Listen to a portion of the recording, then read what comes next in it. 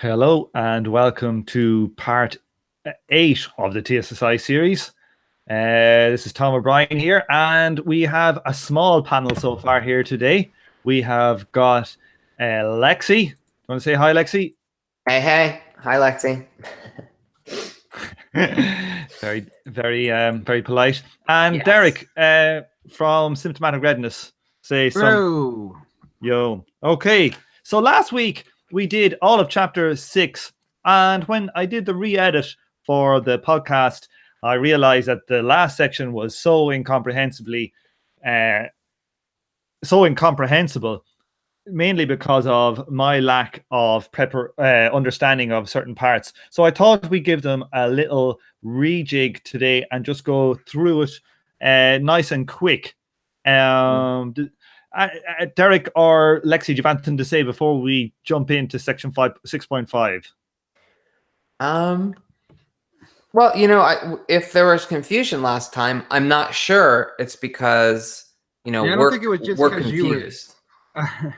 right? I think part of it is that this is a genuine kind of weird thing in Marx's theory, and it's sort of the focal point of a lot of the complaints and critique. And so I'm glad we're going to get to look at it again. Yeah, I came the end of last week's discussion made me feel like there was something that I didn't get that was larger than the book. Like, I didn't even think it was necessarily Kleiman's fault. Although the weird thing about that, as I said even last week, I felt like I understood the importance of there being one system or two until we got to this subsection. Okay. I've given it a good hard thrashing during this week, and I've been emailing Andrew, and in the process of actually writing down my thoughts and making my question clear, I fully understood what the problem was. So, and I got Andrew at least to confirm it. So if we can, we'll just drop in. It's into this quote here, and what Andrew says in response. It's these two guys here. Okay. Okay, so let me read this again. So this is what Marx was saying. I think this is from the 1863 or something or other. Capital Volume 3, Chapter 9. Okay, here says Marx. It was originally assumed that the cost price of a commodity equaled the value of the commodities consumed in its production. Okay, so this is from in volume 1 of Capital. Marx decides that values and prices are going to be the same. Everything sells at its price. So at this point, Marx is talking about how when you get rid of that, some bad shit happens. Okay, yeah. And let's just recall that a commodity's cost price equals the sum of value transferred, or the constant capital portion of its value, plus the variable capital. Yes, so that is the cost to the cost of that product. Okay, so here he goes. But just as the price of production of a commodity can diverge from its value, okay, so the price of production, remember, that's the kind of like the value of the product plus the average rate of profit, okay, can diverge from its value. So can the cost price of a commodity. In which case, the price of production of other commodities is involved. It is necessary to bear this in mind. It is necessary to bear in mind this modified significance of the cost price, and therefore to bear in mind too that if the cost price of a commodity is equated with the value of the means of production used up in producing it, it's always possible to go wrong. So here's what Marx is saying here. He's saying that, like, I'm going to make some shoes here right now. Always with my shoes. I got some leather. I've bought some leather for my shoes, right? That's going to be one of the inputs into the cost price. Yeah. I've got labor and I've got my raw materials. But my shoes themselves that I bought, they are being sold at a price that's different to their value. Okay.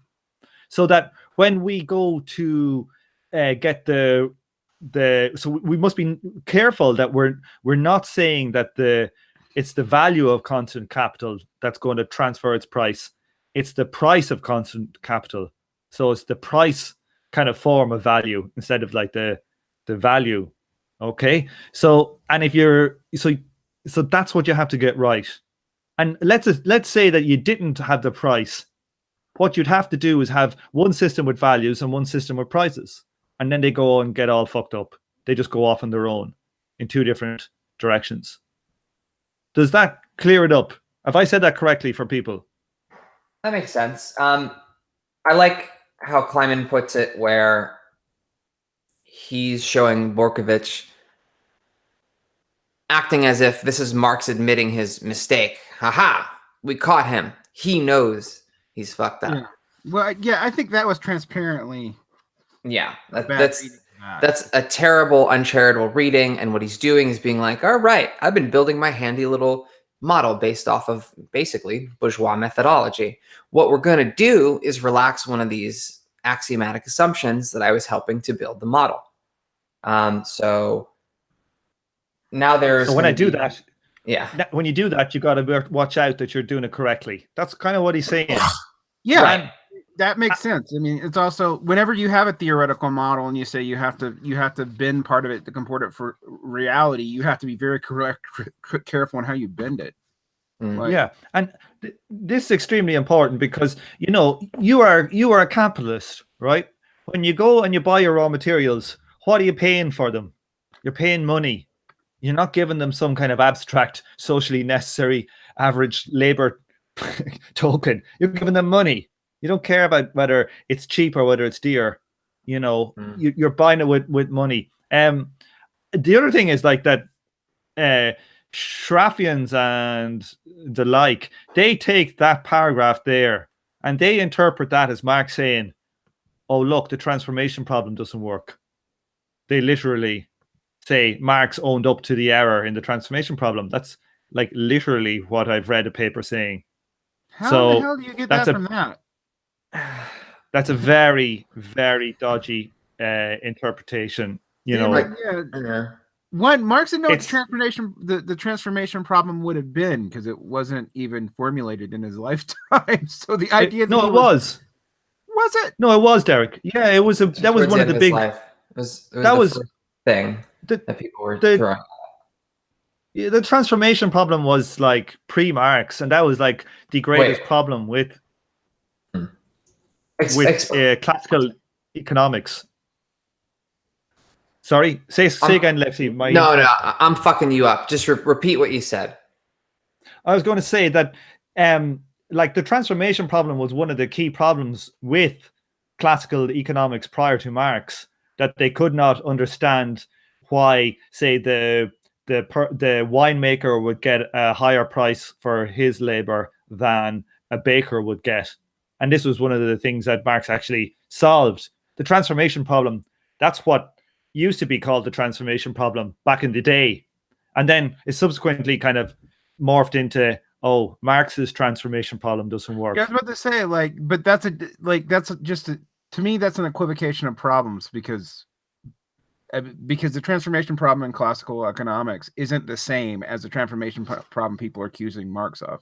Well, they're fairly similar because Marx's solution for it was this idea that there is value and there is price, and the modern interpretation of his showed that there was an error there if you value them simultaneously. And they say, look, his transformation of price values into price fucks up. So that's it's like a problem with Marx's solution to the transformation problem. Is probably what it should be called, but they just get rolled up into one. Well, it's a square rectangles thing, right? Like Marx is one of the last significant theorists working in the classical political economy tradition. This is a problem with the classical political economy tradition. Marx tries to solve this in the classical political economy tradition, and whether he succeeds or fails basically tells you how you feel about the classical political economy tradition. Yeah, what also tells you how you feel about his solution, because what his solution does is actually systemically work out that, yes, in the short run, it does appear that comparative advantage and mutual self-interest will generate this, but if you look in aggregate over time, you will have a contradiction between the forces of production and the relations of production. Yeah. And if you want to reject that tension, then of course you got to say that Marx's answer doesn't work. Can I just read this paragraph here? It's where like it just gets into it a bit kind of hardcore-ish. What follows from all of this is that commodities have a single cost price. There's no separate cost price that depends upon the values of the means of production and subsistence. Indeed, Marx seems invariably to have referred to the cost price, never to separate cost prices. Moreover, Alejandro Ramos, so this is the guy that used to be a single system or a simultaneous who moved over to the temporal system. Are you sure it's not the dual system theorist that used to be a single system? Or am I think because his innovation is the melt, is to name the melt, or he called it the MEL. Let me check here in the thing. I always thought he was an SSI guy.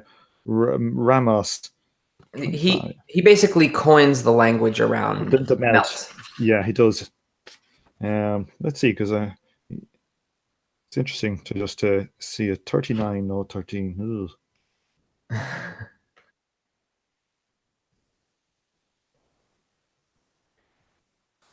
So while you're looking that up, maybe I can just Ramos was an SSSI guy.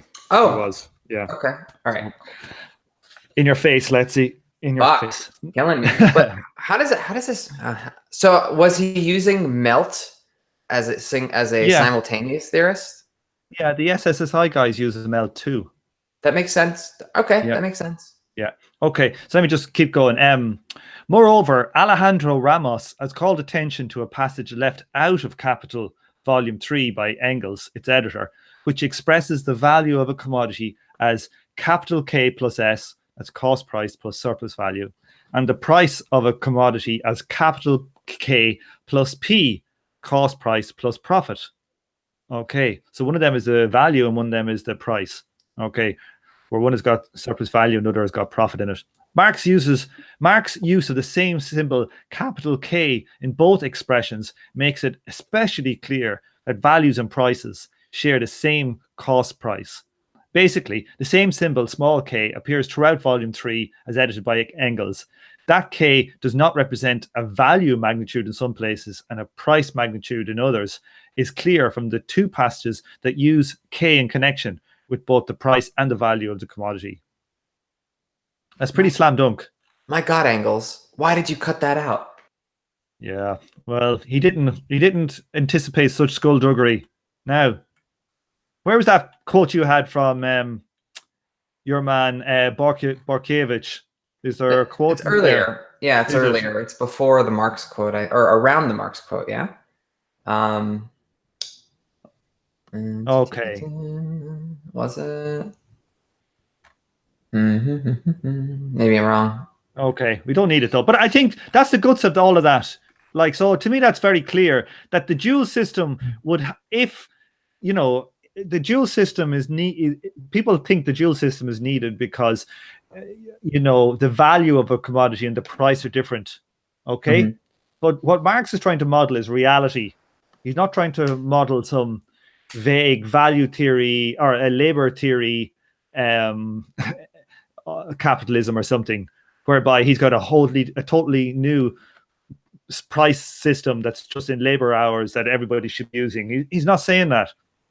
He's saying there's one system. It, you know, you pay for things in money and you work, but there's this other two representations of this value behind the scenes, which are causing prices to move in certain ways.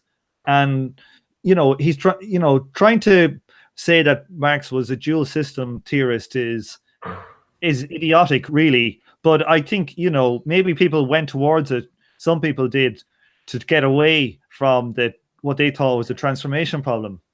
Because if you split them apart, you don't have to worry about values and prices and how they interact. You just say, here's value shorn of price, and here's price shorn of value. While in reality, Marx would say price and value are two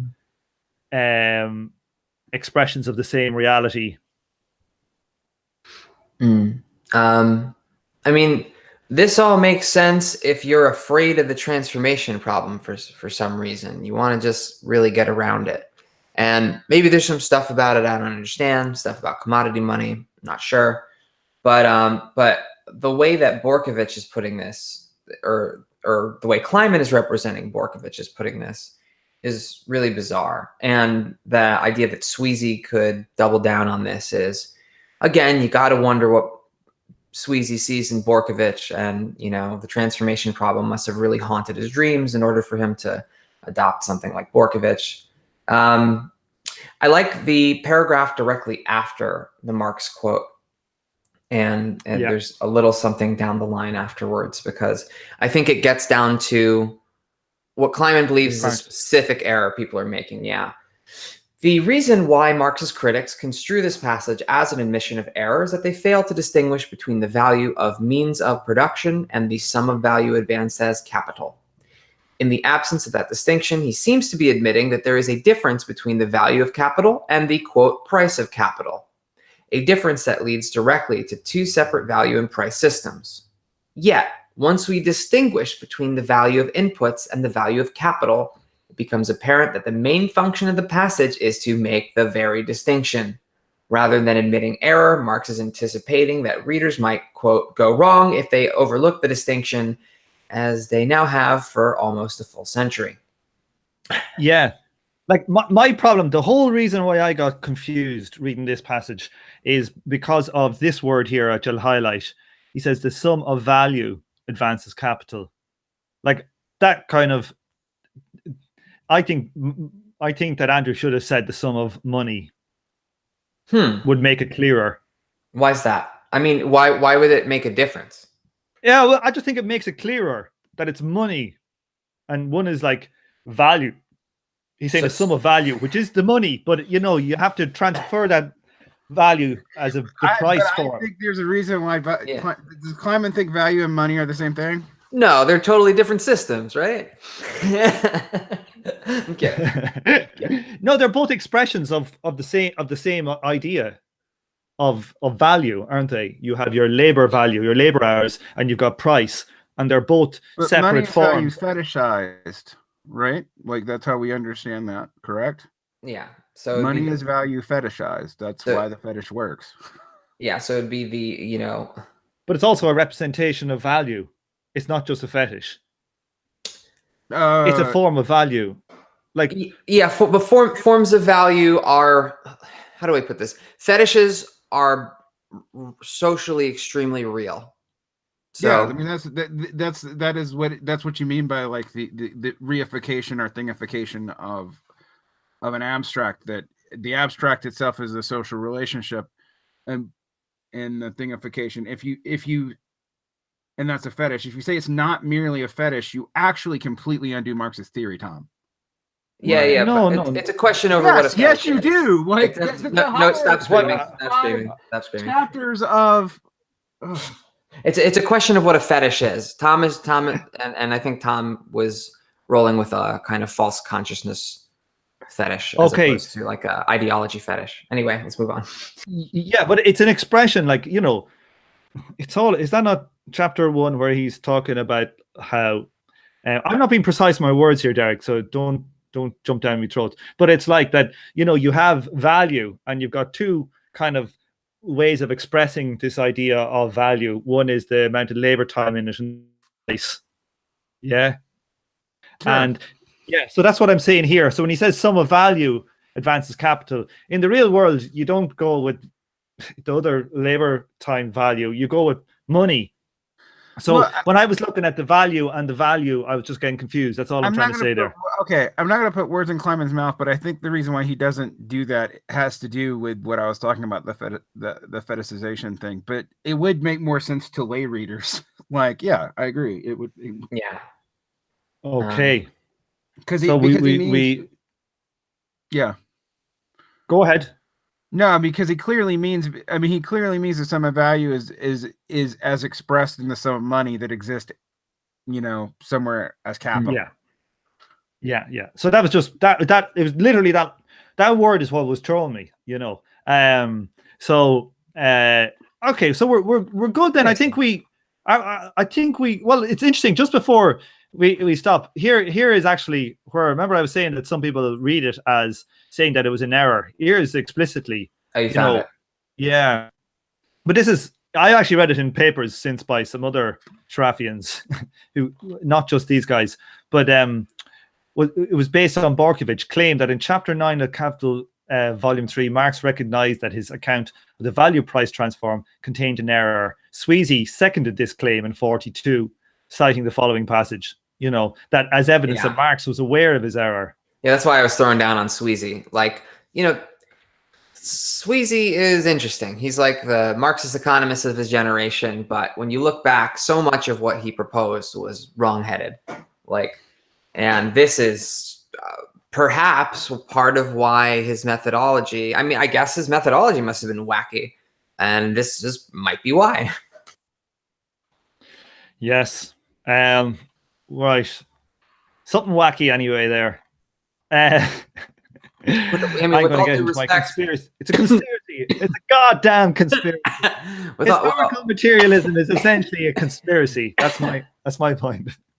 I think it's the ultimate alternate theory for people that recognize the same things that conspiracy theorists recognize. It's the ultimate alternative. It's the ultimate, like, nope, people are actually not trying to do this, but it's happening anyway. Yeah, I hear it. Okay, so now we got chapter 7, which is the falling rate of profit controversy. Now, this chapter is quite long. It starts on page 113 and goes all the way to page 137, and it's got the grand total of 1, 2, 3, 4, 5 hardcore tables in here. Where's a manual in a day like this when you need them? So does that mean we're going to table the tables for a manual? I think so. We will table them for the table master. I have not been able to read the entire chapter. Indeed, I only got about 6-7 pages into it, but we'll give it a thrash. This is like my 3rd time reading, so it's not totally fresh, and I have copious notes and stuff on my copy. So well, don't tell anybody, Tom. You can wing it. I can wing it. Yeah, I can edit live, can't I? Yeah, now I get my time live. I get my time reverse machine here, and I'll edit that. Now let's have a look here. Do we have okay, chapter 7 here. Okay, the falling rate of controversy profit controversy.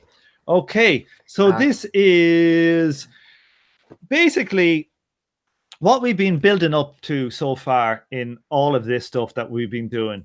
Is we've been trying to show that essentially the simultaneous valuing of inputs and outputs basically gets rid of any need for value and results in physicalism. And what that would imply, if we think about it, that if you just have physicalism, so if you're just using physical outputs as measuring your profit, your rate of profit, if you're getting more productive, you'll be producing more for the same amount of effort. You'll have, so you'll be producing more output per unit input. So you're, in a physical sense, your rate of profit should be going up.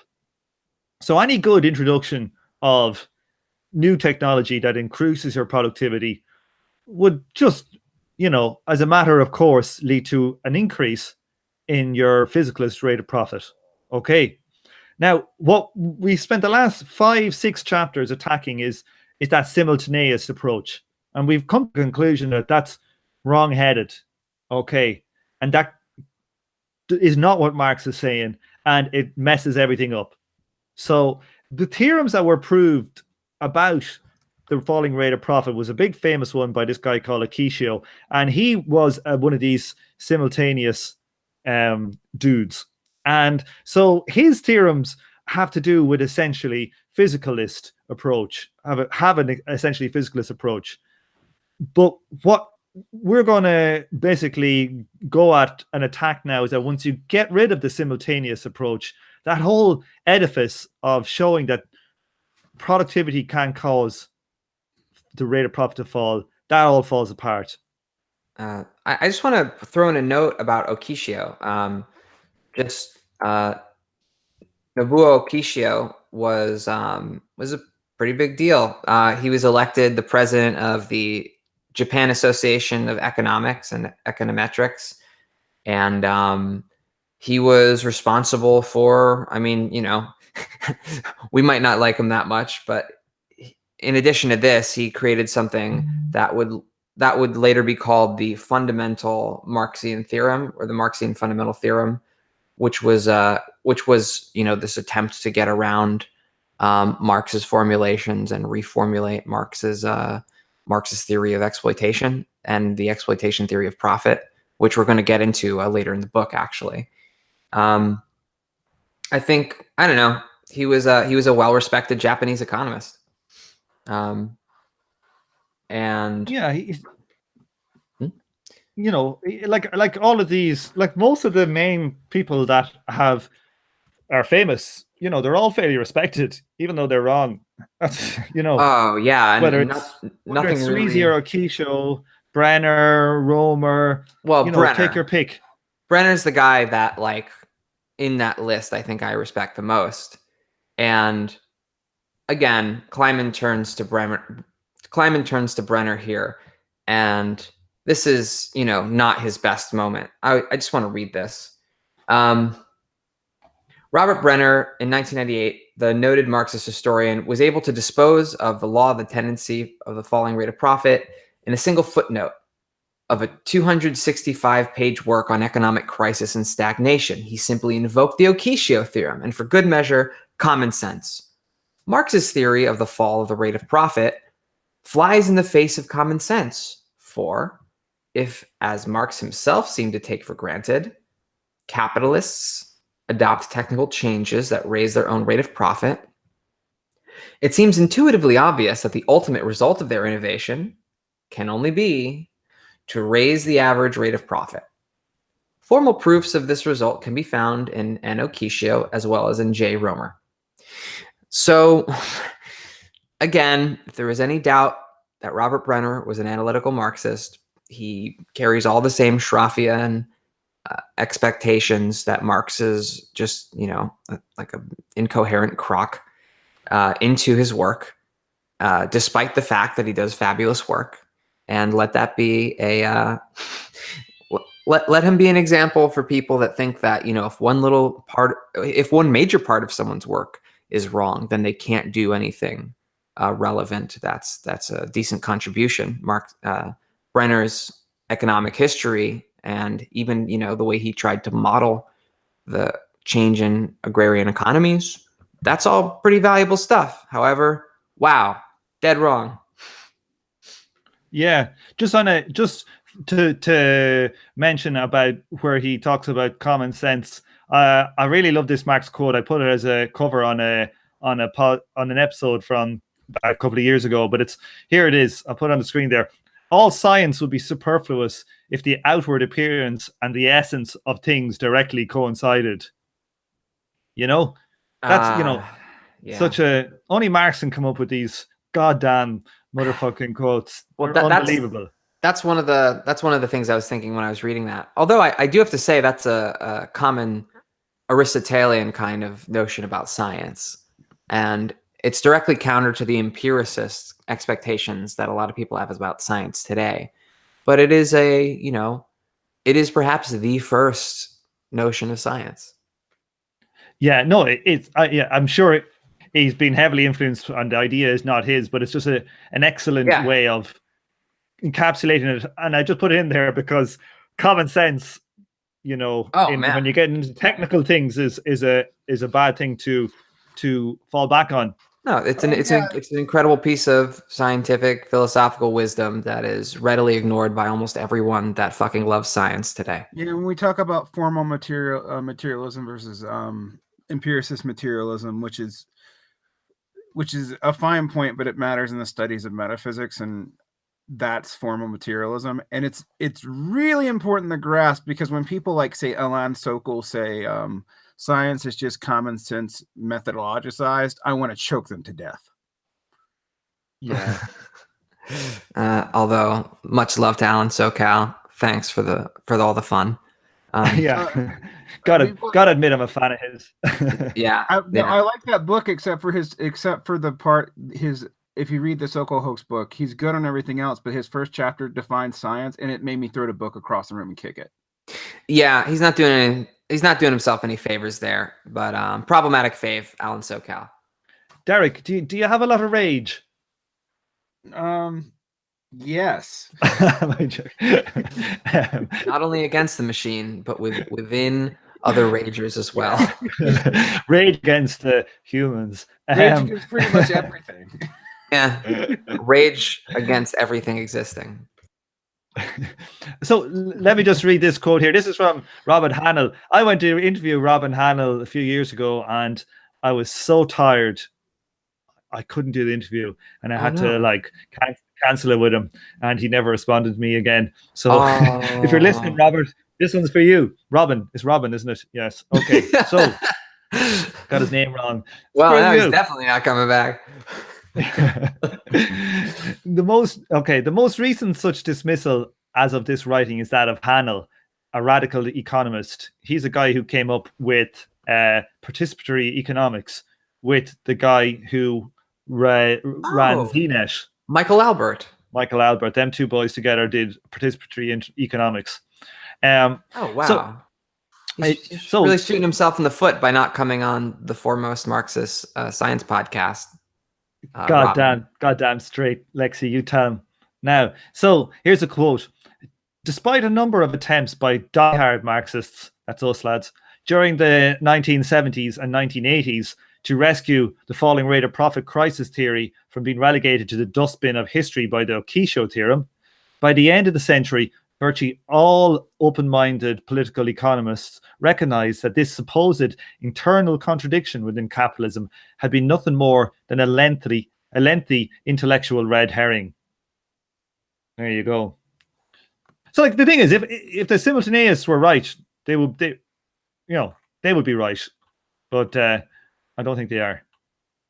It's the reason that he's doing this is just to show how totally hegemonic within so-called radical theory that technical change can't cause the rate of profit to fall. I mean, okay. He gets into the logic of the problem here. And I like this part, of course, because logic, hey, I'm more comfortable with that than, math, even if logic as we know it might be a kind of math. But anyway, it's my favorite. He goes on to talk about that. Look, this is a logically invalid argument. That doesn't mean that the conclusion can't be true. So we're going to have to deal with that later. But let's talk about this. The reason why the Okishio theorem appears to prove that rising productivity cannot lead to a falling rate of profit is, drumroll please, that it overlooks the price effect, or more precisely, spirits it away by valuing inputs and outputs simultaneously. What remains is only the physical effect. The rate of profit is transformed into a physical relationship. The relation between the output and the input and the productivity increases, of course, do boost this, quote, rate of profit. So, surprise, this is the thesis of this chapter, is that when you do the simultaneism thing, dumb things happen. Yeah.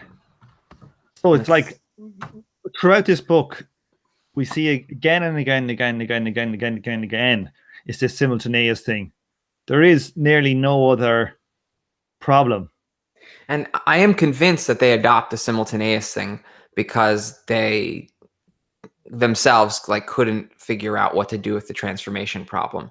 But my God, what technical debt they incur by bringing on board this methodology.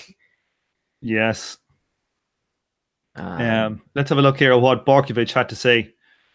Critiquing Marx's long-term rate of profit in 1907, Borkovich wrote, "It is wrong to connect a change in the rate of profit with a change in prices, since, as can be seen from our formulae, price movements affect capitalist product to the same degree as they do as outlay. In other words, falling prices cause costs as well as revenues to decline, and by the same percentage, and thus the rate of profit remains unchanged when prices fall. Instead of treating this far-fetched conclusion as a sign of his simultaneous formulae were seriously flawed, Borkovich treated it as a solid fact about the real world and one that showed Marx had been wrong. This is not only disturbing but ironic as well, since earlier in the same essay, Borkovich had charged that it is characteristic of the author of Das Kapital to hold the nature of the object to which his theoretical construction refers responsible for the inner contradictions afflicting his construction. Yeah. Damn. That's a good one. So basically, Borkovich is saying the way Marx has constructed his theory is leading to all of these problems that he then blames on the reality of capital. And ironically, Borkovich's constructions of Marx's theory is leading to a breakdown in how the theory said it works because of his misconstruction. So it's Inception. This is Inception. It is Inception. This is level 4. You know, when you're in the dream of the dreamer's dream. I think it's level 4. Fuck me. I'm joking. Now, okay, let me have a look at my book and see where we're going, because this is a long introduction, but it's quite a good one. But I think that's pretty much the introduction. Why don't we go along and let's skip to that logic part I was talking about. Where is this logic part? It's the beginning of 7.2 on page 116. Okay. Why the Okishio theorem has not been proved, and it's the section on Marx's equilibrium rate of profit.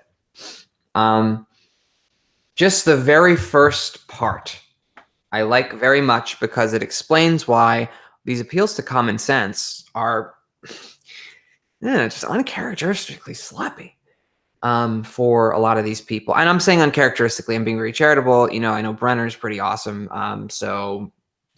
But let's look at Hanel here. I'm assuming Hanel knows this stuff. And he says something pretty cool. This is a good way to kind of folksily explain falling rate of profit. So the law of the tendency of the falling rate of profit has a seemingly paradoxical implication. Capitalists quote, "Kill the goose that was laying their golden eggs." They introduce technological innovations that boost their individual rates of profit, but these innovations end up lowering the general rate of profit in the economy as a whole. It might seem intuitively obvious that must mean the law of the tendency of the falling rate of profit is false, since, quote, "what is true in the individual case must be true in the general case," end quote. I'm pretty sure that quote right there is not supposed to be a literal quote from Hanel, because this latter statement is known as the fallacy of composition. And so anyone that's doing any kind of logic, or just trying to understand argument in general, well, just simple systems theory. You know, what's good for one, if everybody does it, is bad for the system. But even people that are so hard-headed that they reject systems theory and they only obey what their 1960s Cambridge textbook is going to tell them, or I should say Oxford, because Cambridge is much better on these things. Their Oxford textbook is going to tell them, you still have the fallacy of composition. You can't do that. You know, there's air on Earth. Earth is in space. Therefore, there's air in space. You know, you have to divvy up these things in analysis and pay attention to that. Anyway, I like that because this common sense that they're talking about is actually, if anything, against systematized common sense. There's some intuition it's appealing to, and I think it's an ideological one more than anything else. And I don't think that's what, Brenner is trying to do, because, again, Brenner's politics, I mean, he makes, like the rest of the analytical Marxists make Robert Brenner look like Lenin, you know what I mean, in terms of politics. So I don't think it's because he's so cool with capitalism. But someone smuggled that in there, and for some intuitive reasons, maybe it's just faith in technology. I don't know. I really don't know. I don't like speculating about it like this. Anyway. So I like this one, this part here. It says, according to this is basically saying what Okishio's theorem is going to say. According to the theorem, Marx's premises actually lead to the contrary conclusion. Okay, then what we normally think. Technological innovations which boost the innovating firm's rate of profit can never lower the equilibrium rate of profit. In most cases, they cause it to rise. Okay, that's very important. He's highlighted here, never, because we're going to find out later on that they can come up with little values that'll show that it's going to cause it to lower. I think that there are some weird values as well, which come in. And if you can show one value where it's wrong, your theorem falls in its ass. Like, that's just the way it goes. I can't remember where it is in this chapter now, but definitely in some of the papers I read recently. Yeah, I think there's some trepidation over whether this counts as a refutation because it's sort of a question over what the assumptions are, and so I don't know who's saying what in terms of who's Well, I think somebody's mischaracterizing like how the proof works, like someone's mischaracterizing the assumptions for rhetorical effect, because I think it follows from its assumptions, but its assumptions are suspect. So anyway, I think we can get into that later. The focal point here is going to be around the interpretation of, quote, equilibrium rate of profit, quote. Kleiman says on the top of 117 that equilibrium rate of profit is simply equalized rate of profit, nothing more. I mean, we can get into Marx's quotes or anything, but I think what's very important here is that there's a projection of what equilibrium means here that Kleiman insists is not what Marx means, and that it could not be what Marx means because it leads to these insane results that have nothing to do with his intuitions or predictions, or mechanism, I should say, not predictions. Okay, let's have a look here. Okay, so so there is some stuff here about the equilibrium rate of profit that we have dealt with previously, I think in chapter 6, where he was kind of building this up for this. So let's read this paragraph here. I hate just reading every single paragraph. It's kind of a bullshit way to go through things. Yeah. Let's find, let's zero in on something like this. Okay. Let's see. So. Okay. Here it is. So on 7.2.2, the Okishio theorem's equilibrium rate of profit. It's at the bottom of 117. So, so talking about why the quote equilibrium rate of profit is always higher than the original one, or equal to it, if all the tech innovation occurs in a luxury producing industry. The secret behind this result is that Okishio and Romer not only assume, along with Marx, that rates of profit are equalized after the innovation is adopted.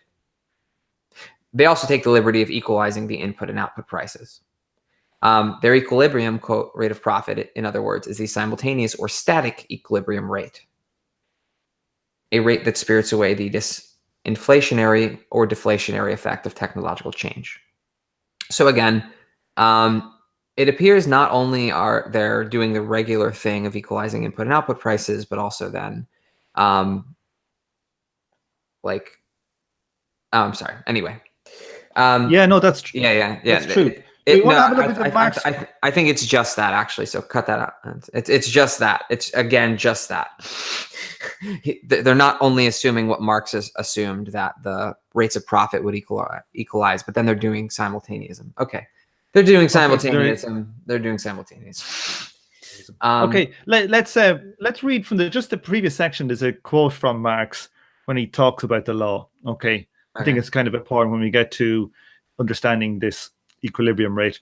Yeah, we should probably. Okay, so no capitalist voluntarily applies a new method of production, no matter how much more productive it may be, if it reduces the rate of profit. But every new method of production of this kind makes commodities cheaper. He pockets the difference between their costs of production and the market price of other commodities. So if he's able to produce them for cheaper, he'll sell them at the same price and make a bigger profit. which are produced at higher production costs. But competition makes the new procedure universal and subjects it to the general law of value. A fall in the profit rate then ensues, first perhaps in this sphere of production, and subsequently equalized with the others. A fall that is completely independent of the capitalist will. Okay, so it's explicitly temporalist, he's saying there. Yeah. You know, explicitly. Okay.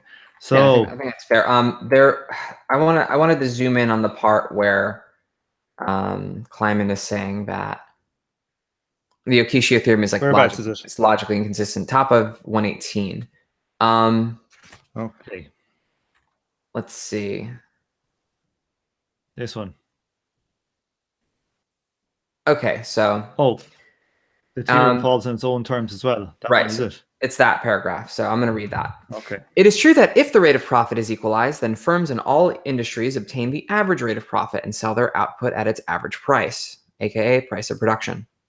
As was shown in section 6.2, however, average and static equilibrium magnitudes are quite different things, conceptually and often quantitatively as well. So that's what we were building up to from last time. There is therefore no mathematical reason why the average rate of profit must coincide with the static equilibrium rate, and no one has discovered any economic reason. Footnote, maybe we should check that. It is therefore not permissible to infer the equality of input and output prices from Marx's assumption that the rate of profit is equalized. Thus, the Okishio theorem fails to show that Marx's law of the tendency of falling rate of profit is logically invalid, inconsistent with his own premises that do not include explicitly or implicitly the equalization of input and output prices. I think I might have read the paragraph before the one that we were thinking of. Yeah, that's what I highlighted the other one and then you read that one. Yeah, and then you highlight the one that you were talking about. Yeah. Keep going. Sure. So, all right, cut that out. The theorem fails on its own terms as well, starting from the premise that rates of profit are equalized after the technological innovation. What it supposedly deduces is a new static equilibrium rate of profit that exceeds the original one. That the new rate of profit is a static equilibrium rate is, in other words, a conclusion of the theorem, not a premise. This is quite clear from Romer's statement that what the theorem says is that after prices have readjusted to equilibrate the rate of profit again, the new rate of profit will be higher than the old rate. The readjustment of prices that causes the rate of profit to equilibrate is what Romer, faithfully following Marx in this regard, takes as his premise. That this leads to the establishment of a new static equilibrium rate of profit is clearly part of Romer's conclusion. But this feature of the conclusion does not follow from the premise that rates of profit are re-equilibrated. Nor does Romer show by other means that the newly equalized rate of profit must be his static equilibrium rate. The theorem is therefore logically invalid. Its conclusion has not been deduced, but only asserted. So okay, that's a bit of a let's handful of that. Yeah, let's investigate. Let's break that down.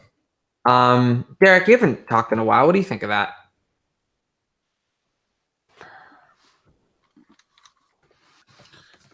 I frankly don't. Yeah. No, I mean it.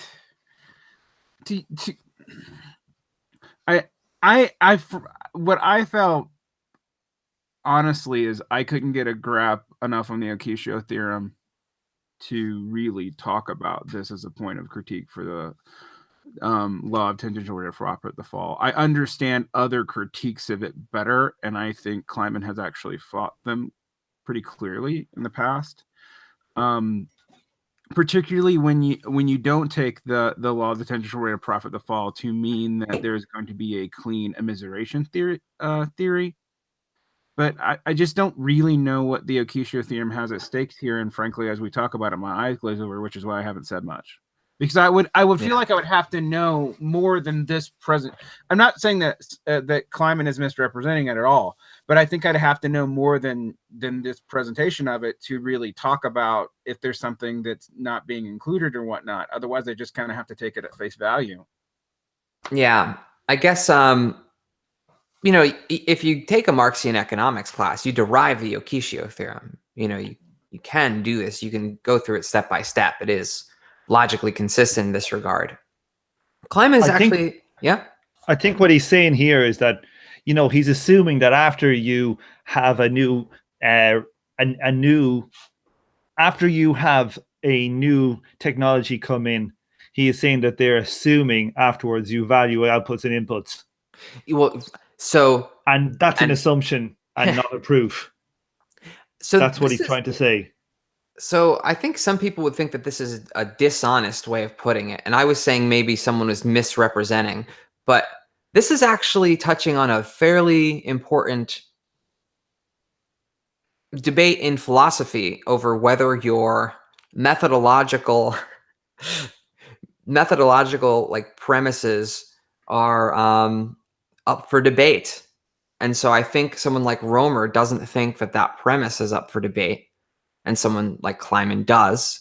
And therefore, it's a question of what's part of the logical form and what's part of the content of the argument. This is a Hegelian point about the limits of formal logic, that as someone that really appreciates mathematical logic, I do think that this actually touches on a kind of really interesting borderland here. So I understand the drive to say that it's dishonest, and I do think that in a certain manner, in a certain milieu where these assumptions are the methodological assumptions that everyone is working with, you know, there's almost like no real need to state them other than the model.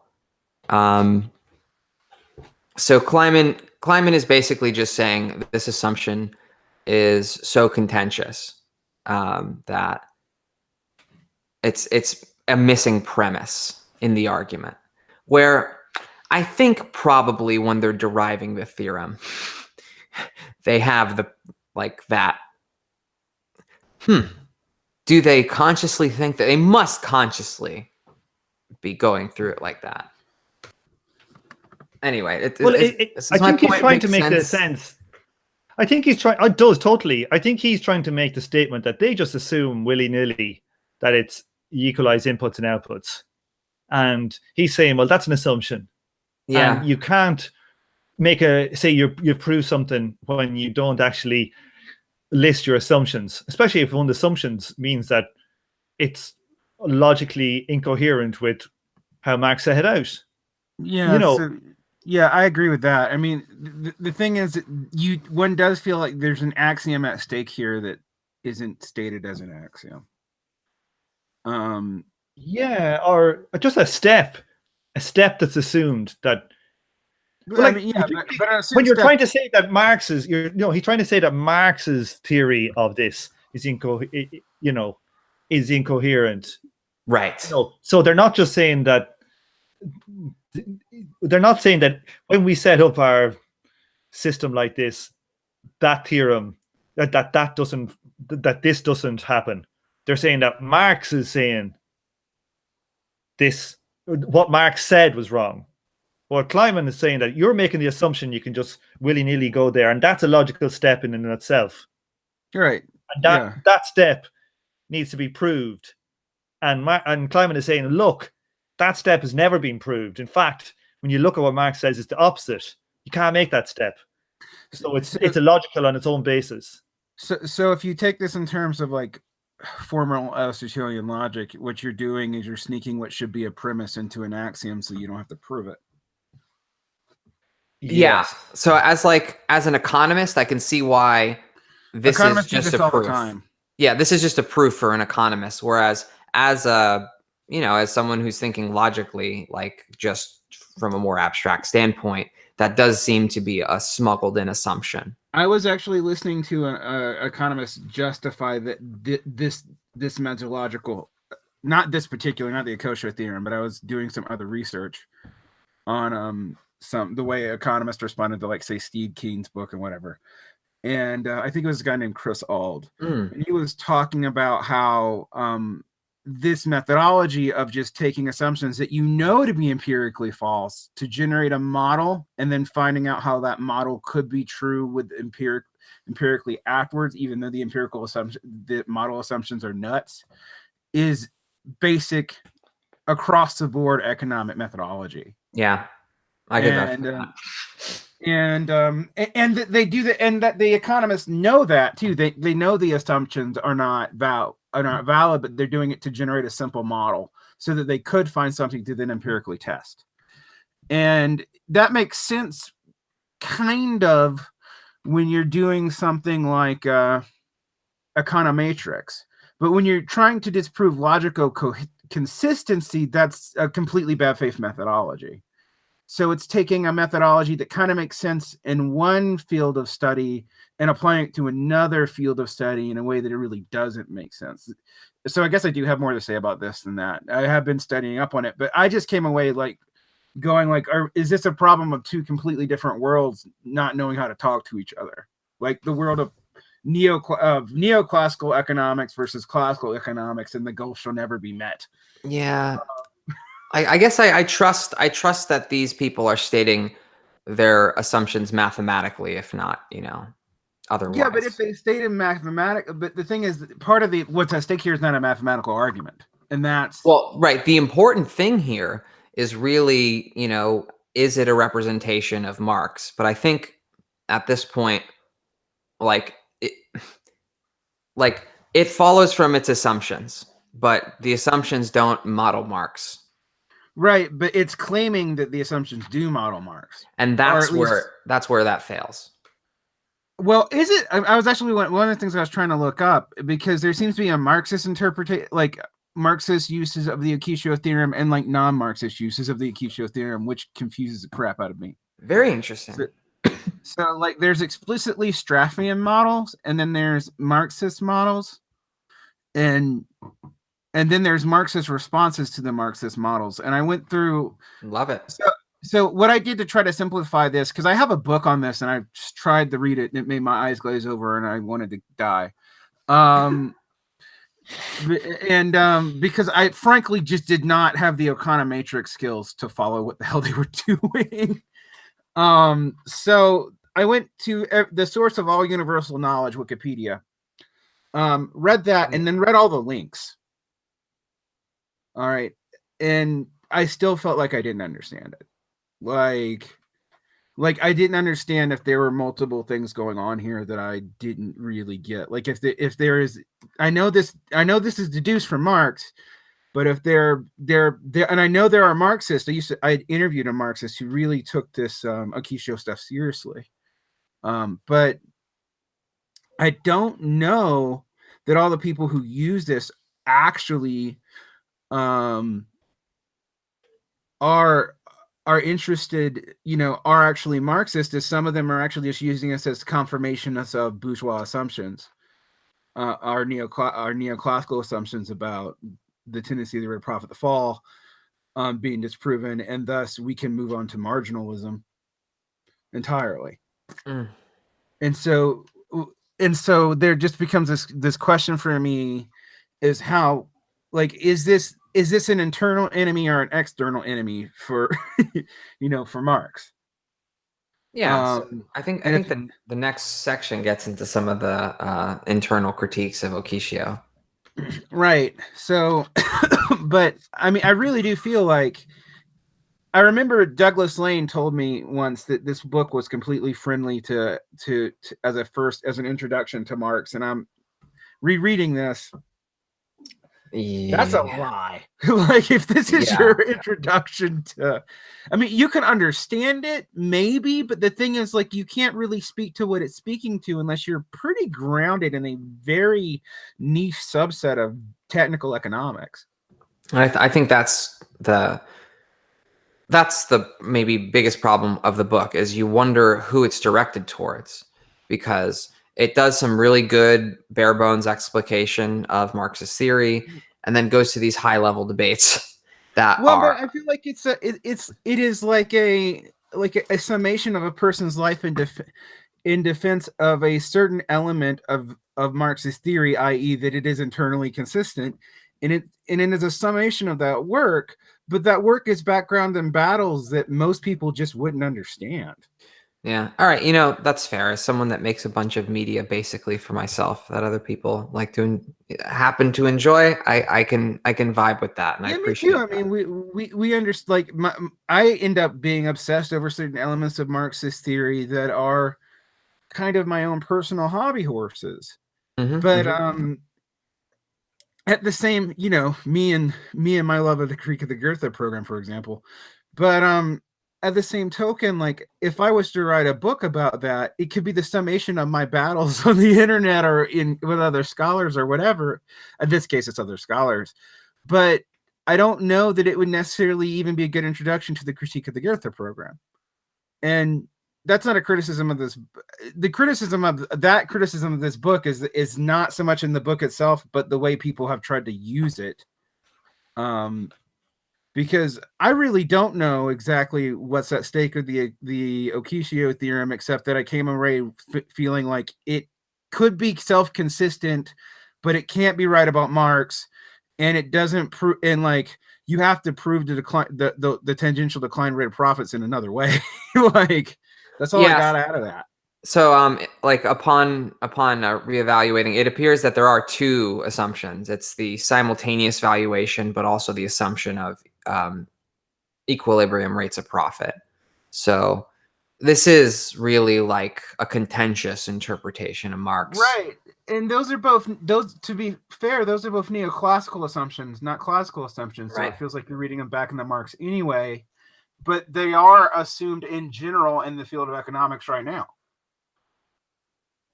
Yeah, exactly. So it's a question of what's logic and what's content. Let's move on to the simultaneous critiques. What do you think? Yeah, so a few of these are coming from simultaneous Marxists. Okay, that's interesting. So these are trying to basically, from a simultaneous approach, rescue the long-term fall in rate of profit from the Okishio theorem. Okay, so these are people like Leibman, Foley, I think Shake has got some in here. Yeah, there's Nakatani, also a econophysicist,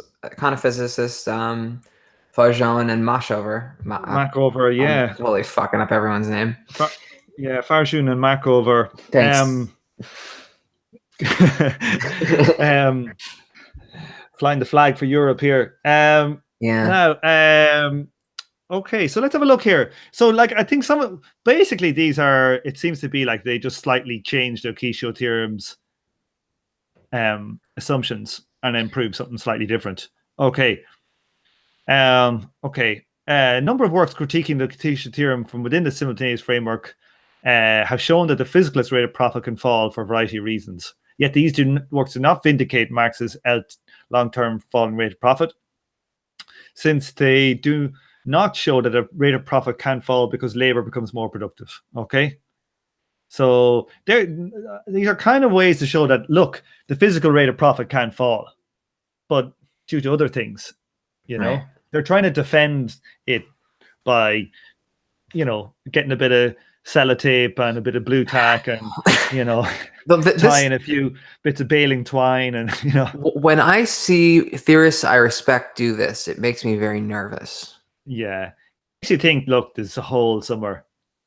It should be the warning flag. And, it makes me wonder how much Marxists are blind to this by necessity, because we're reconstructing so degenerated as a research program. We have to kind of accept that, okay, some of these theories have a lot of problems, and if we're going to re-articulate them, we're going to have to take some chances within frameworks where people are like, no, this is airtight. What are you talking about? But when it comes down to, a logical proof, it just seems like it would be totally missing the point. And Andrew's quite clear on that. Yeah, I think he's crystal clear on what the problem is, and he's attacking directly the problem, which these few guys doesn't seem to be doing. It kind of reminds me of I had a teacher in primary school, and he was a bit of a wild man. He's big playing traditional Irish music, but he used to drive this car where he literally had the driver's door and the passenger door were tied on with baling twine. This is what these kind of hit me as, it's a Ford Fiesta with some Balin twine. Like these guys here, Liebman and Foley, have altered the theorem's assumption that the real wage rate remains constant. If a real wage increases happen to accompany technological progress, the physical rate of profit may fall. It's like, who gives a shit? You know what I mean? It's like, if we get hit by if we get more productive, but there's a nuclear explosion goes off, our rate of profit might fall. Who cares? That's one. Yeah, it's just that doesn't disprove anything. Let's try Albero and Persky. Show that the physical rate of profit can fall if new machines are prematurely scrapped. Great one, lads. Yeah. Right. Okay, Who's cool. next?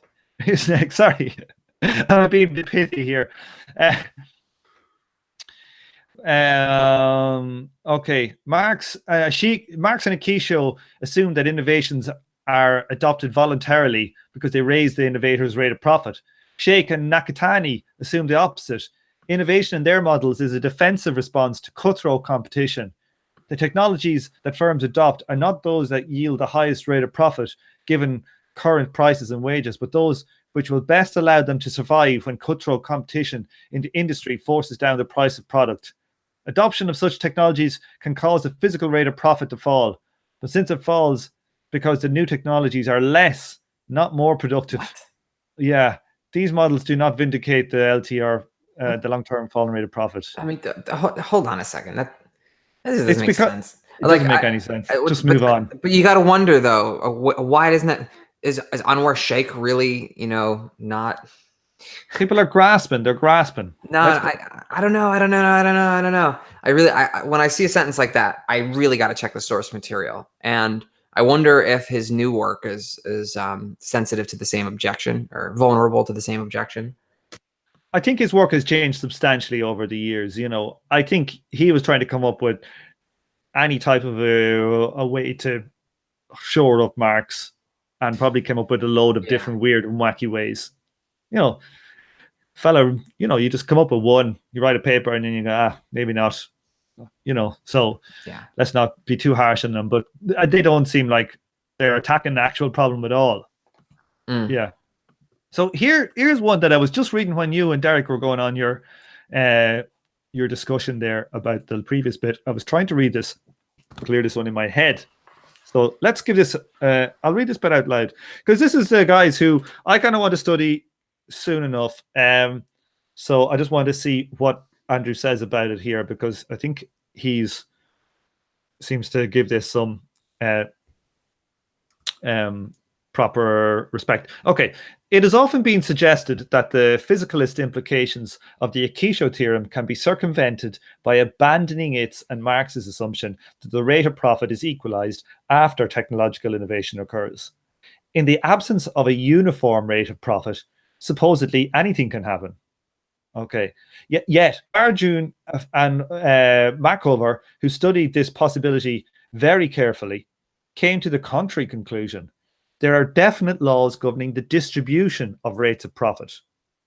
Since by rates of profit they mean physicalist rates, the physically determined rates of the simultaneous dual system interpretation, Farjun and Mackover concluded the continued viability of capitalism will depend on the ability of continual innovation in the methods of production to keep pace with the merely quantitative expansion of the economy. In other words, physicalism implies that technological progress boosts profitability, whether or not the rate of profit is uniform. Okay, so these dudes, Farjun and Mackover, they took a statistical mechanics approach to economics and tried to model the economy using statistical mechanics techniques. And so what they would say about like the economy or a particular sector or whatever, that there's not like a rate of profit in a sector. There are loads of firms in a sector and they all have their own individual rate of profit, but they form a distribution. Okay.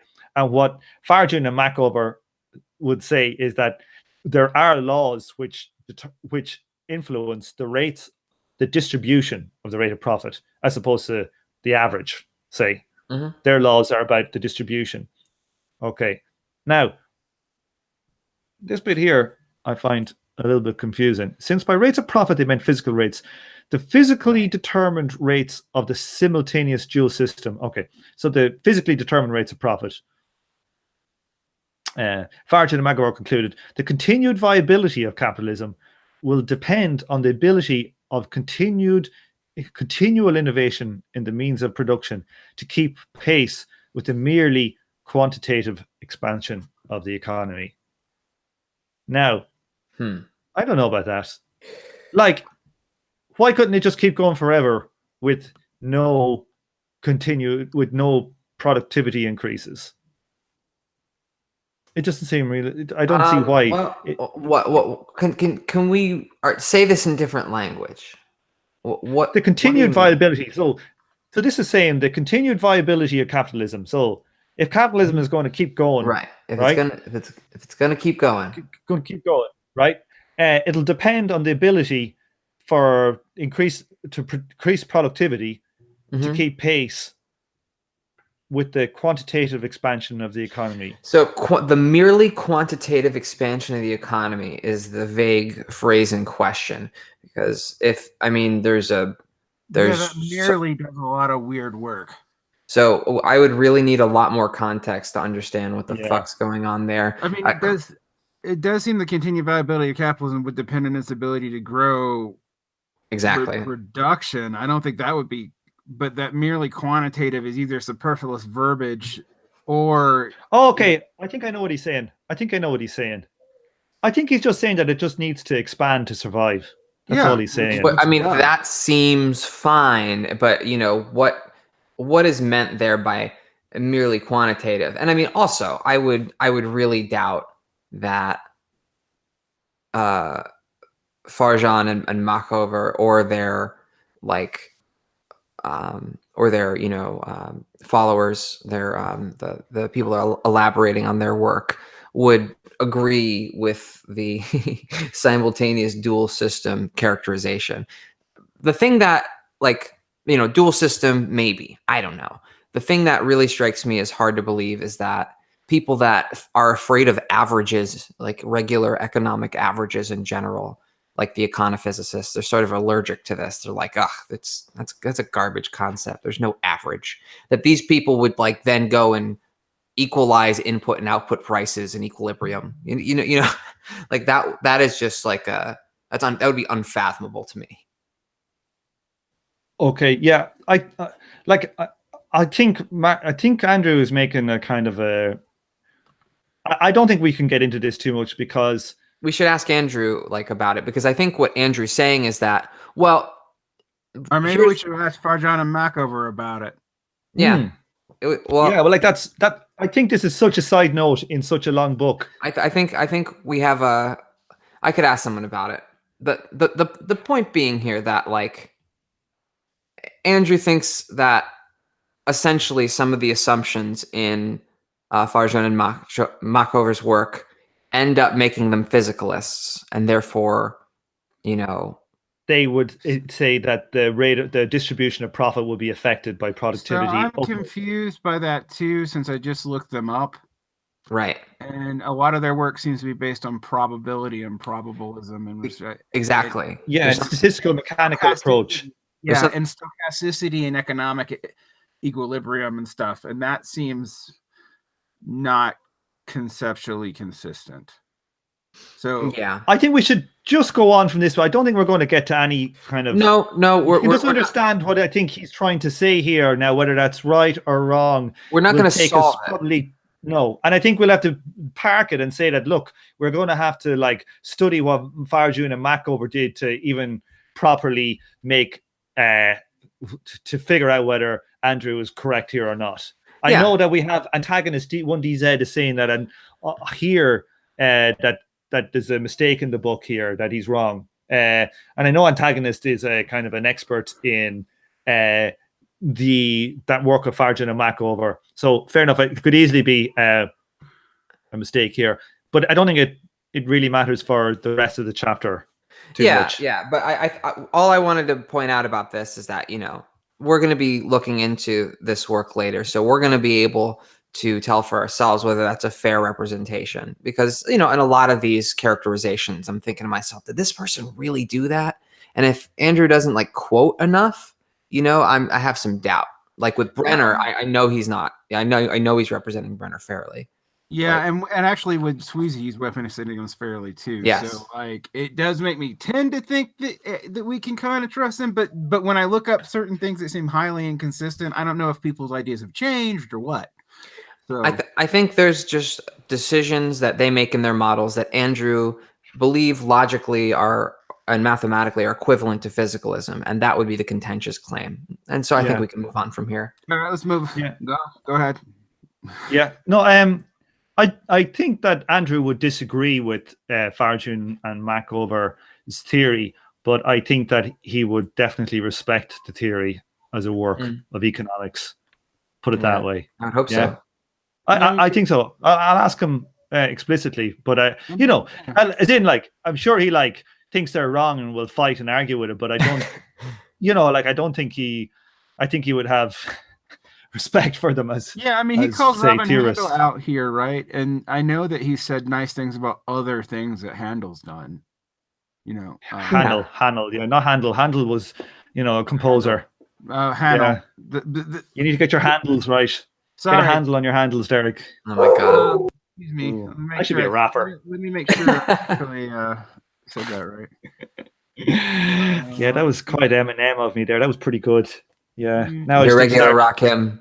I just need to start now blaming my mother or something like that. Then we'll be away. Now, okay. Chapter 7.3, physical determination of profitability, obvious or implausible. Interesting. Now, oh yeah. So this is a long chapter. This subchapter. This one goes on for about 7 pages. Now, we're about an hour and a half in here. This might be an hour and a quarter. It might be a reasonable, why don't we just start the introduction at least? And then that might be a logical place to halt, because I haven't got into the tables yet, and I know that I have to put my head into them. And if we're not clear on the tables before we start, it'll just be a disaster zone. Unless somebody wants to, Lexi, have you read them? I mean, I've gone over them, but okay. If we're not going to do the whole section, there's no point in starting it. Right? Well, we could try the simple. I suppose we could. Well, let's just do the introduction bit and see what he says here. Okay. Who wants to take this? Lexi, you take this bit. Yeah, here. I'll take it. Sure. Take it. So the physicalist notion that greater productivity must translate into greater profitability is, in general, the reason why that the law of the tendency of the rate of profit to fall is dismissed. So this isn't Schraffian and simultaneous Marxist specific, but policymakers, politicians, news media. And the point of this section is to show that this is not only not self-evident, but it's actually highly implausible. So this is Kleiman. I think Kleiman really channeling Marx. This is like such a basic Marxian assumption. It drives me kind of honestly nuts. It's a basic Smithian and Ricardian assumption too. Like, yeah, I mean, the Whiggish notion of progress in science really like takes a hit when you look at stuff like this. And I guess it's because economics is ideologically important, but I don't know. But it's model driven. Like, it's not like, this is where your notions of what science is really matter.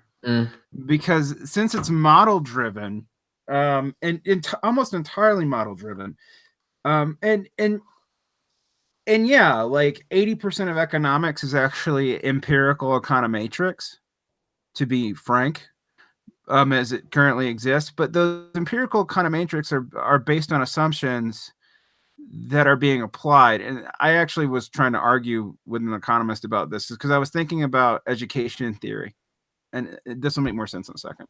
In education theory, like 90% of the there's thousands and thousands of papers being written on something like learning styles. Learning styles have been debunked in the primary literature for 20 years, but the application and modeling based off them are still so fundamental to educational theory that they just ignore that it's been debunked and continue producing papers with those as assumptions and they do empirical research with that as the guiding model. even though the base axioms have been disproven in psychology. So this isn't even unique to economics. This is kind of structurally built into anything that's applied, and is thinking that you can just go and prove and find out the empirical observations of these paradigms, and you don't go back and question the paradigms themselves. Now, I'm not saying that economists never question their paradigms, but like when they say something like 80% of economics is actually empirical, it's a common thing to as a response to Stephen King. They're not being false.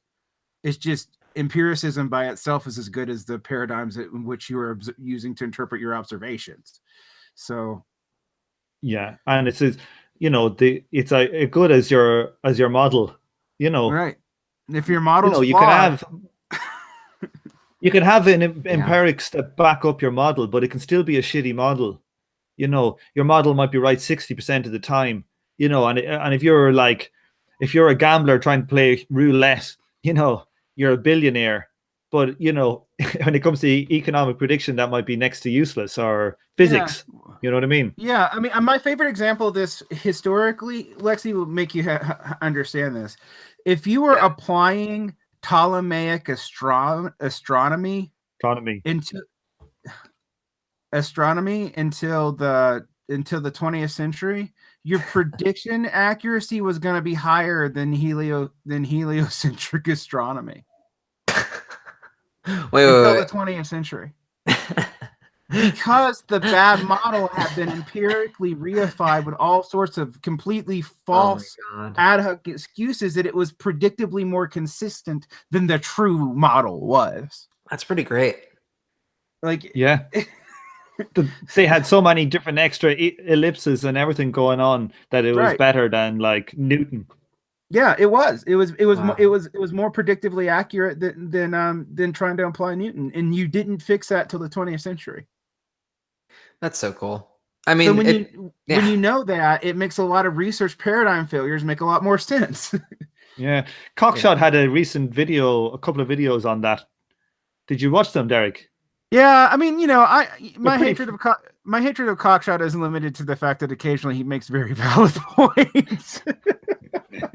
Now, the person who pointed it out to me though was actually Umberto Eco. He wrote a book about Whiggish notions in science and like medievalism, and how like a lot of that Whiggish history causes you to miss that like some of those medieval paradigms that were false got so refined that they were predictively hyper accurate.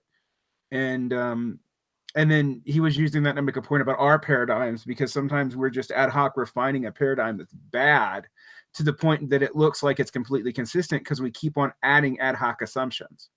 And we don't even realize we're doing it. That to me is like the beauty of Marx, is that I think it's so stripped down, and all of the things that flow out of this really stripped down analysis is amazing.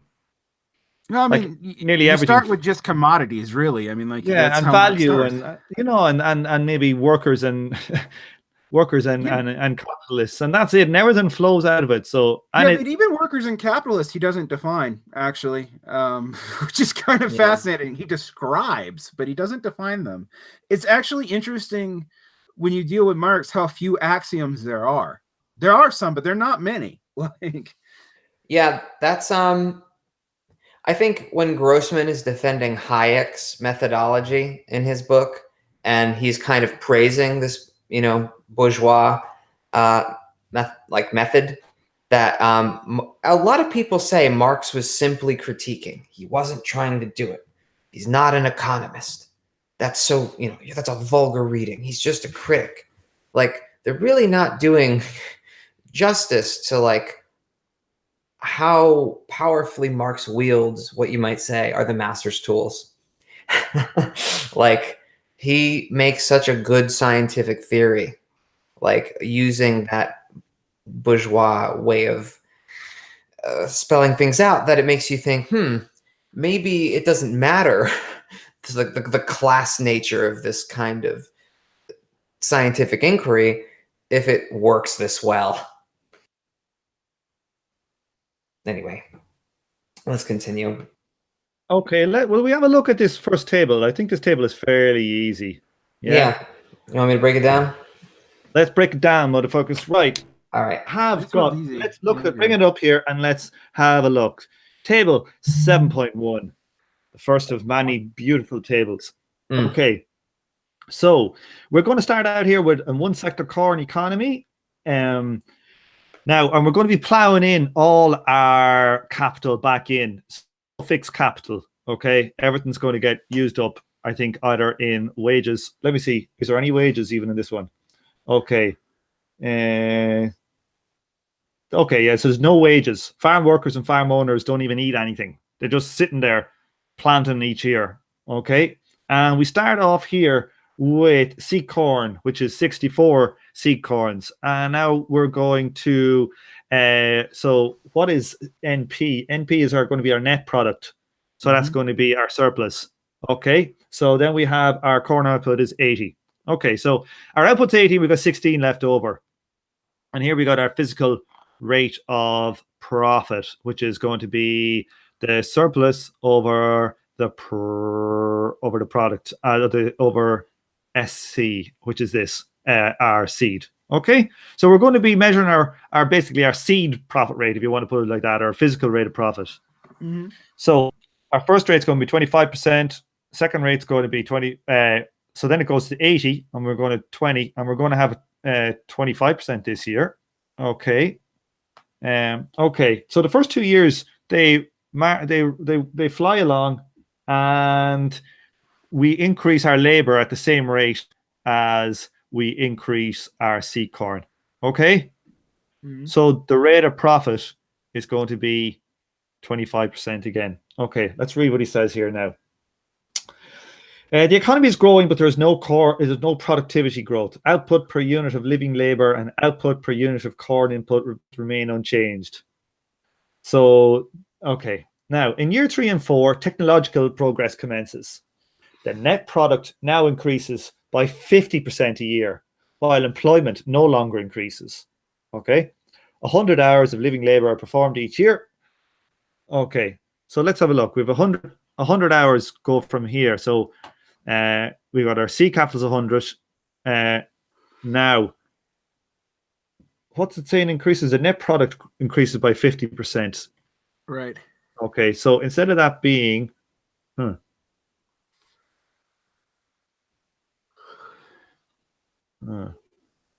yeah, maybe this is not as simple as we thought it was. Okay, it seems pretty simple. Like everything's going up except for living labor. Yeah, yeah, but why is it? Why is that Well, going to 130? Why is it going to 130? Because technological wait, no. Okay, let me zoom in on this. Because NC plus NP is 130. Well, yeah. No, but like, why is it 130? So it's saying, why is this 130? NP equals PS. Okay, yeah, it's just how it works. Like we're talking year 3, right? Because the SC column and the NP equals PS column equal that. I mean, let's just read the description here. So seed corn, like seed corn plus. Yeah, it's seed corn plus. Okay, let's not do it because I haven't studied it. Let's not do it. We're going to just be confusing everybody. Let's come back to it next week. I think it's very simple. I think the point of this is that physical quantities just determine everything. Is there anything? Well, scroll down here? so I can read more. Scroll down. Oh yeah, get your book, Derek. Get your book. Okay. Here's a Here we go, Derek. Here we go. Right. Another important feature. Let me read the whole thing. Another important feature. Yeah, here it is. Was the technological changes of labor saving in Marx's sense. The ratio of the means of product, seed corn to the workers, which he called the technical composition of capital, increases in both years. The seed corn for years 3 and 4 are based on the consumption of all outputs invested in seed. For instance, CO equals 100 in year 2, so SC equals 100 in year 3. Of course, this is extremely unrealistic set of assumptions. I do not pretend to be modeling the process of accumulation in an actual economy. Yeah. The Okishio theorem can be and has been disproved without making any of these assumptions. I make them here only for the sake of simplicity because all output becomes input. So we have total reinvestment. That's what's happening. We can easily track the flow of corn and labor without being bogged down in the complications that arise when the output is derived in different ways. Since there's only one industry, there is no inter-industry difference in profitability to worry about. The rate of profit is continually equalized. And because our extreme growth rate assumptions, we have mostly easy numbers to work with. Okay. Yeah. Okay. So that's the physical quantities. Well, I think what I'm trying to say here is that maybe I am not understanding. Sorry? Oh, I'm sorry. I was talking over you. Just say what you're going to say. Yeah, no, sorry. I was just wondering, why does this go to 130? Is he saying that when there is an increase in productivity, the rate of productivity in these ones is saying that, for example, each living hour of labor produces 0.8 of it produces 1 seed corn of output. And here he's saying if you're doing 100 hours and is now the net product increases by 50%. Okay, the net product. Okay, so net product increased by 50%. Okay, I have it then. Yeah, so that's so the net product was 20 and now it's 30 and now it's 45. Okay, sorry, and the living labor is stable. Okay, that's all I was just getting confused with where it was coming from. Okay, that's easy. Sorry. This is my problem. Really not hard. Okay. And then like living labor actually stays static. Yeah. So everything equalizes out. Okay, so let's just do a clear one. So if I do an edit here, we can do it. Okay, so if we look at this table, we see that in year 3, the net product, which was 20, the surplus of the first year, that's going to increase by 50% this year. The last time it only increased by, let's have a look. It only increased by 0.25 by 4 because that was how much living labor increased. But this year it's going to increase by 50%. So it goes up to 130. That gives us 30% profit rate. The next year it's going to increase from 30 over to 45. And we see our 130 grows into 175 and we get a 34% rate of profit. So we see here from a physicalist point of view, our rate of profit is going up even though our labor is static. So our productivity, we're getting more productive, and therefore our physical surplus is getting bigger and our physical rate of profit is increased, just like we'd expect. Yep. And all that stuff we said here before, that he's using just like one, because instead of making it more complicated and having 2 or 5 or 56 different actual types of products being produced in the economy, we have 1. And he's just looking what happens to the overall rate of profit in the 1, so we can be clear what's happening. We're not getting confused by having lots of complexity. Okay, do we want to try the next section? No, it's too long. I think we'll leave it there and we'll come back at 7.3.2 next week. I think it's a good place to stop. Cool. And hopefully we can get a manual back on for the rest of these charts. We should be all right. We don't need a manual. I don't think that these tables are that bad actually compared to the other ones. I think they're not. They're not. I think for the most part, like, this is one of the strongest parts of the book, and this is one of the clearer mathematical parts that when I was reading through it the first time, and I was fully intimidated by every single number, this part put me a little bit more at ease and made me feel like I was understanding something. And, because this requires only algebra 1. Yeah, exactly. No, seriously. Like, and the fact that it's relying on such basic math, and look, I'm it seems it's basic math, but also logic. It's not that complicated here. No, you're right. You have one logical step too to deal with, not a bunch. Yeah. It's multiplying and dividing. That's all it is, really. Yeah. So it's hardly even algebra. It's just numbers. It's addition, and subtraction. Okay, well, let's say thanks to everybody in the chat. We had a stomping great high of, I think, of 9 people watching this week, which is a low for us today. But we were, we're getting further and further on. We're getting rid of the dregs. Only the stalwarts are here. The stalwarts, that's what I call them. So we had Erica. Welcome back, Erica. Boer What's up? have a new one. Hey, Boer. Dylan, we have a reappearance. Data Lore and Cancel.com back, and Antagonist 1DZ coming back to give us hell in the chat. Yeah. That's about it. I think we'll go offline. Is there anything you want to say, you two, before we go, about what we've done so far today, or what we've rehashed? I just feel a lot more confident about my grasp on the material, like and that the things that are messy about this book, I don't feel like are necessarily my misunderstanding of what he's saying. You know what I mean? Like, I think this is a messy topic, and every single book I've read on it has some claims that just make my skin crawl a little bit and make me like really feel the need to research it myself. And, you know, that's true for every good book I've read on this topic. So, yeah, this is just another good book on this topic. Yeah, that's a fair. Yeah, no, it is. It's like the first time you read it, you kind of like going, yeah, I kind of agree with it, but geez, I'm not sure about all this stuff. And like the second time, you're getting more together. And then like when there's 6 of us reading it and we've all read different stuff, you know, and we're really understanding the nitty and the gritty of it to a lot more extent, you know, the amount of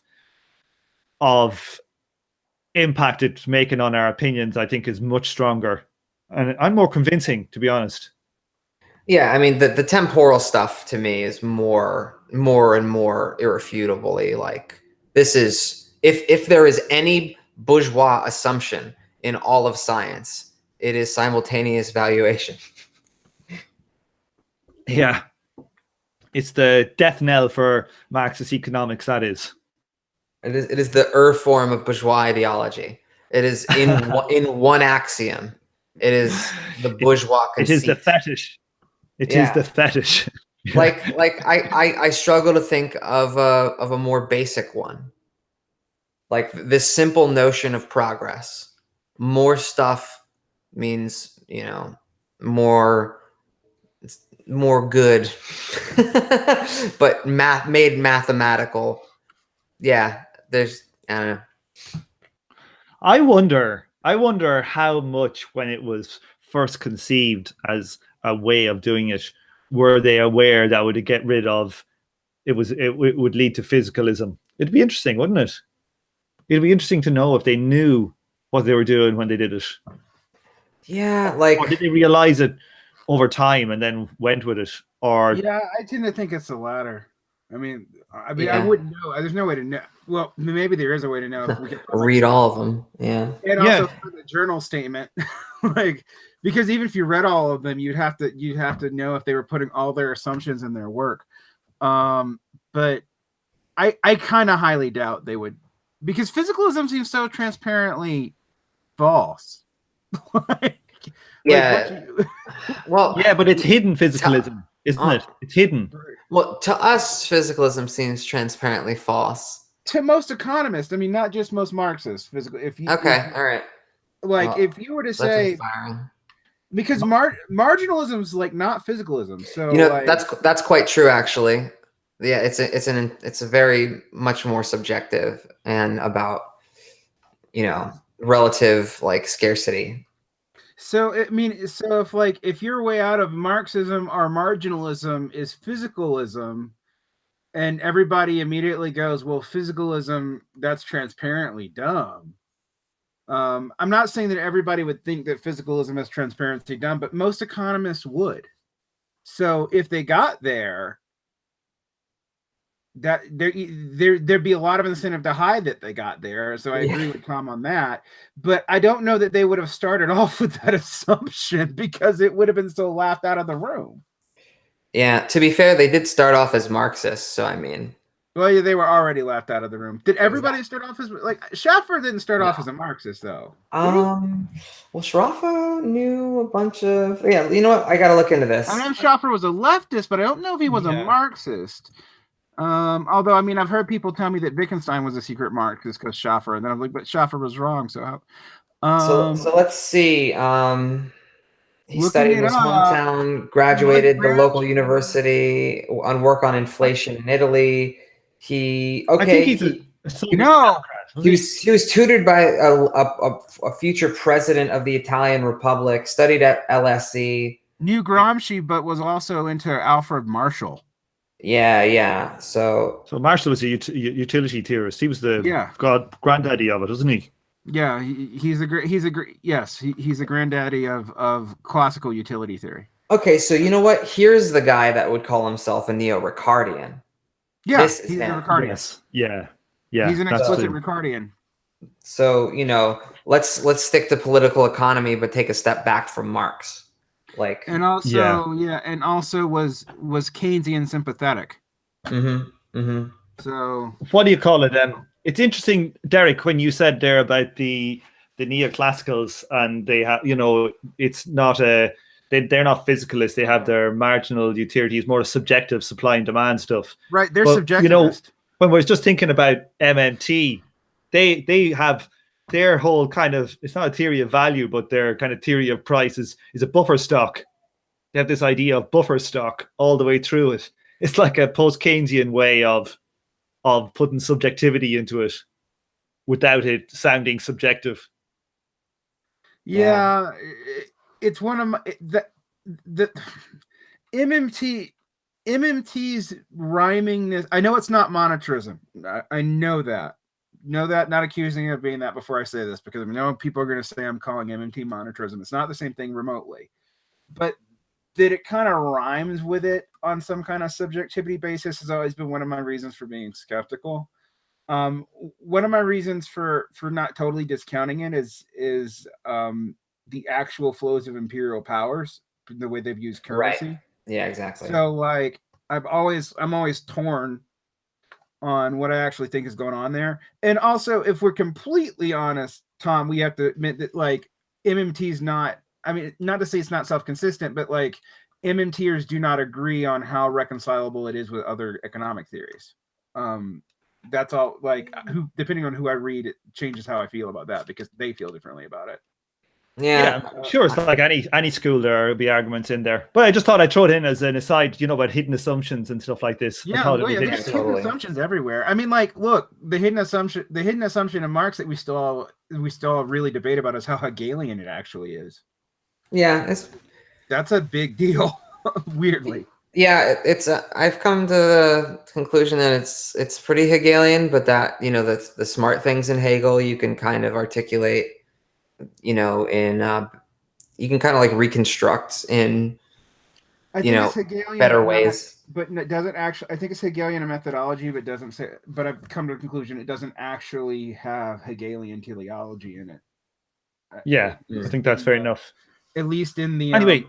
Yeah. Anyway, are we off? Let's just take this offline. Let's say teleology. Good night, everyone. Good night. There we go. Yeah, Telios. Yeah, that is our ending.